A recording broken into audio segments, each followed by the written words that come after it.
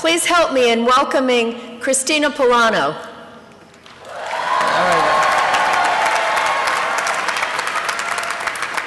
An environmental studies and English major who is serving as our student speaker today. Christina has been involved in many campus and community activities throughout her time at Binghamton.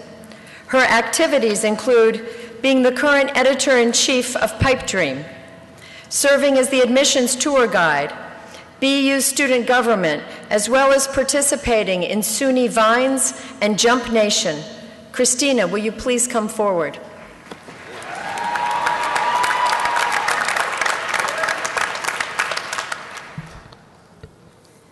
Thank you, and good afternoon.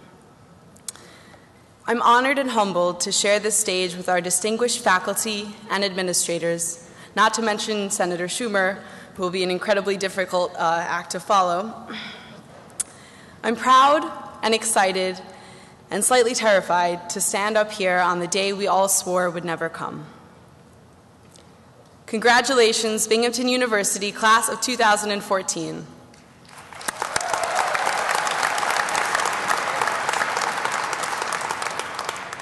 President Stenger, Provost Neiman, Dean McCall, and the rest of the administration, faculty, and staff, thank you for being our network of support through what's been a transitional time not only for ourselves, but for the university. Mom and Dad, I love you guys.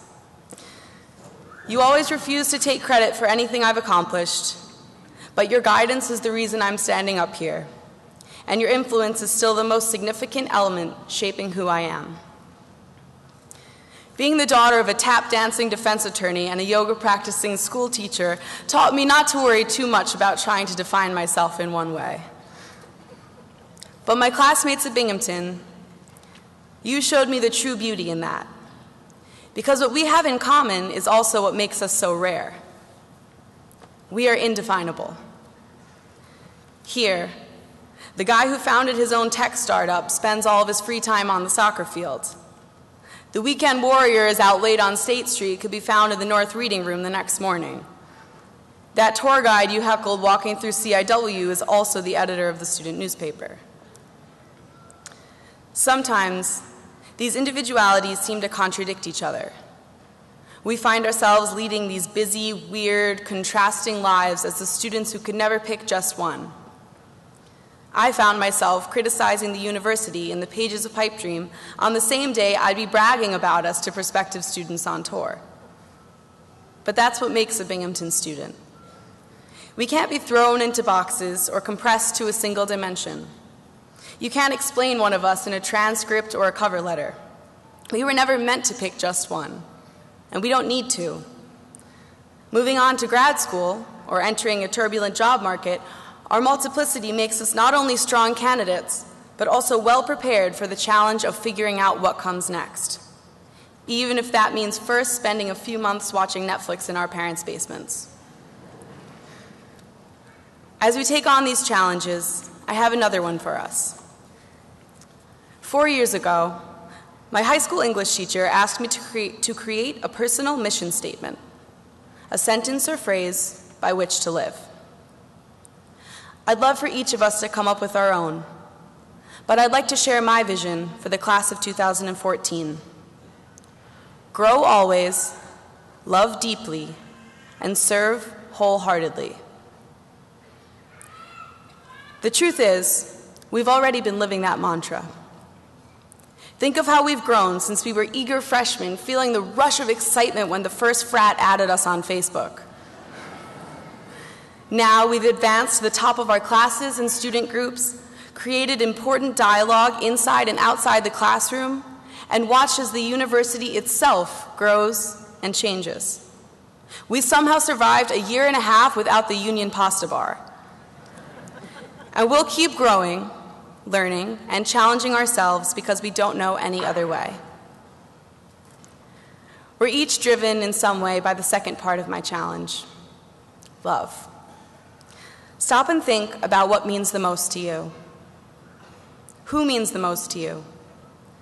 Think about falling in love with little old Binghamton. Together we fell in love. with the hopeful spring days along the spine, with the packed cab rides downtown screaming Katy Perry lyrics, with restaurant week when we could finally afford to eat at Lost Dog, with our professors, with each other, with Binghamton University. And lastly, serve. We can never be afraid to get our hands dirty. Remember the professors, students, and community members who took the reins during the 2011 flood relief, serving our neighbors, friends, and the workers who serve us every day on this campus. We're taught too often to focus on doing as little as possible while making as much as possible. But don't let that drive you away from doing what you believe is right. Margaret Mead reminded us, never doubt that a small group of thoughtful, committed citizens can change the world.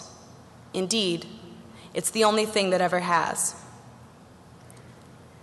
We've been growing, loving, and serving together for 4 years. And now, we have the chance to bring that into a world that desperately needs it. Let's continue what we started as we take on life's challenges, surprises, and opportunities. The past few weeks have been full of a lot of lasts, of finals, of goodbyes. My mom always had a funny way of saying goodbye. Whenever she'd pick me up from a friend's house or we'd leave from a family gathering, she'd cheerily say to everyone, "See you next time." I was pretty easily embarrassed as a kid, and I tended to bury my face when she'd say it, but now her send-off seems to fit. For many of the people in this room who I've gotten accustomed to seeing every day, I'm not so sure when that next time is going to be. But I know when it happens, we'll pick up right where we left off, whether it's in a few weeks, 5 years, or 25. It's tough to say goodbye today to friends who've become family, professors who have become mentors, to libraries and bar rooms that have become our second homes. So I won't. Binghamton University, class of 2014, I'll see you next time. Thank you.